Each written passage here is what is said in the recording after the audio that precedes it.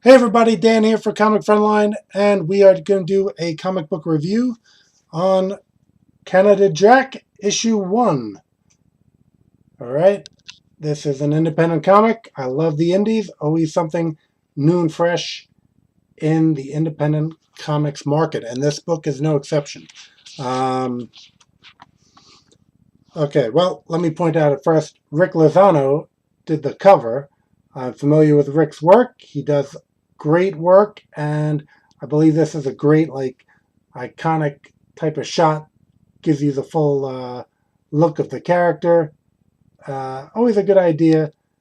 I mean, action shots are great for covers as well, but sometimes, you like to see a clear image of the character so that, you can get that out of the way without trying to flip through the book and get the design of the character. A lot of comic books will even do that on the first page. Whenever a new character is introduced, they'll give you some type of iconic shot, a head to toe type thing, just so you can see uh, what the character looks like. So I think this cover did a great job with that. Actually, even in the table of contents, I really liked this illustration as well, which kind of gives you the head to toe type of look at Canada Jack. We have the credits here. I'm going to go through them real quick. The creator and writer, Travis Tomblin. We got pencils by Barry McLean, color artist Jeremy Bryant, inks by Jessica Loggins, Barry McLean, Travis Tomblin, lettered by Nick Wetland, and cover artist, as I said before, Rick Lozano.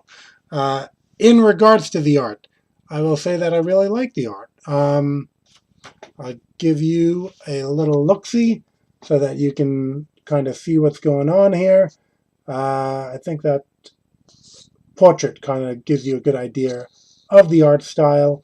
Um, I can't really pin down exactly who it might be in the vein of. Um, Let me go with a wild combination of Humberto Ramos and Bart Sears. It's kind of like somewhere in that neighborhood. Uh, the book is filled with a good amount of action, which is always good to see. I'm trying to see another little example of the art without so much as doing a spoiler um, of what's happening within the story.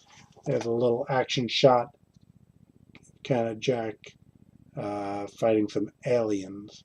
So, within the action of the book, I can't say in particular that I see superpowers from Canada Jack. I mean, this is only the first issue. Uh, as stated, he does have a gun and holding a staff or a baton on the cover. So he might be a human operative uh, fighting with weapons. I didn't see any displays of super strength or anything like that. Uh, by the fact that he is part of, let's see here again, he's part of the Canadian Special Forces team. So he's a special agent, Jack Keane, from the Canadian Special Forces.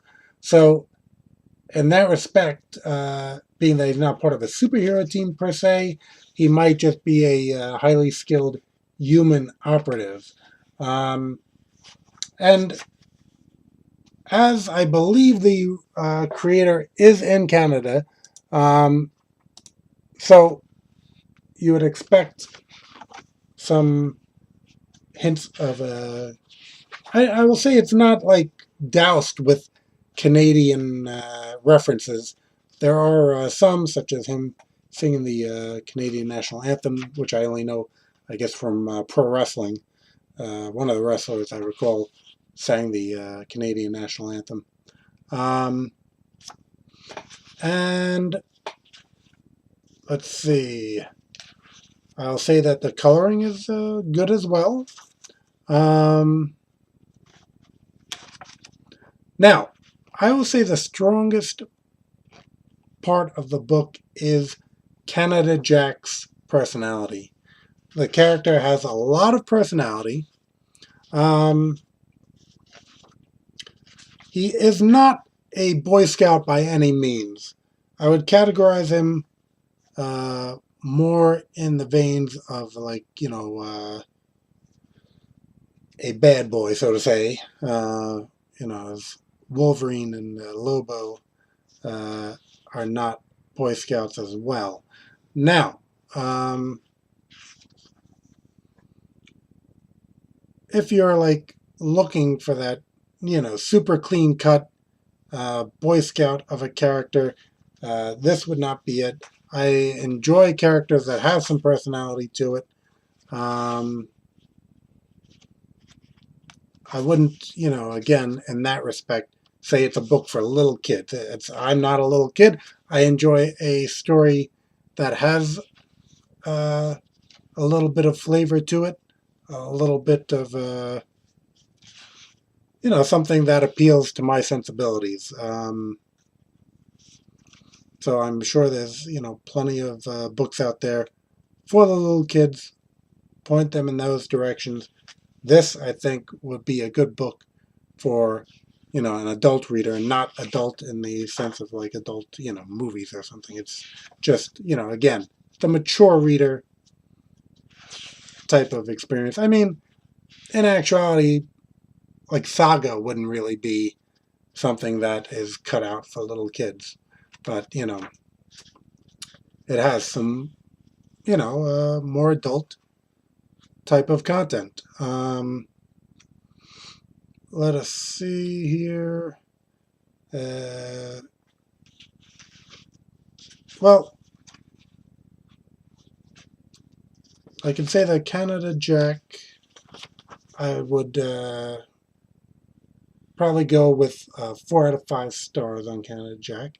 And I guess my strongest recommendation is that I would be interested in seeing the second issue. So, if you're looking to read the next issue, that comic book has done its job. And I'll say this, that the book is self-contained, does not end on a cliffhanger. So that tells you something right there. I mean, a lot of books, I believe, have to kind of do the cliffhanger and try to get you back because you don't have a complete story. It's self-contained, and I think sometimes for an independent comic, sometimes it's better for the first issue to be self-contained, because not everybody continues beyond that. And so if you've left the cliffhanger and you've never done your second issue, you might have readers resenting you when you try to put out your next project. So in that respect, have them come back because you did a good story and had good art, as this book had, rather than, and again, that gives independent comics a bad reputation, and the fact that people often don't want to buy a single issue because they are worried that they'll never see an issue 2. And in that respect, they only wait for a word of mouth, which means you have to be a sheep now and just follow what everyone else tells you is good, or you have to just hold out for a trade, and some of these books won't make it to the trade because they didn't get enough money from issue 1 to put out issue 2. So, that is a real shame that, sometimes these books fail simply because of that. So, I think that about does it with this review. I will say that you can do a little web searching, find where you can purchase Canada Jack, and get your issue. And that is going to do it. So, feel free to come back to Comic Frontline for your comics news, reviews, and entertainment.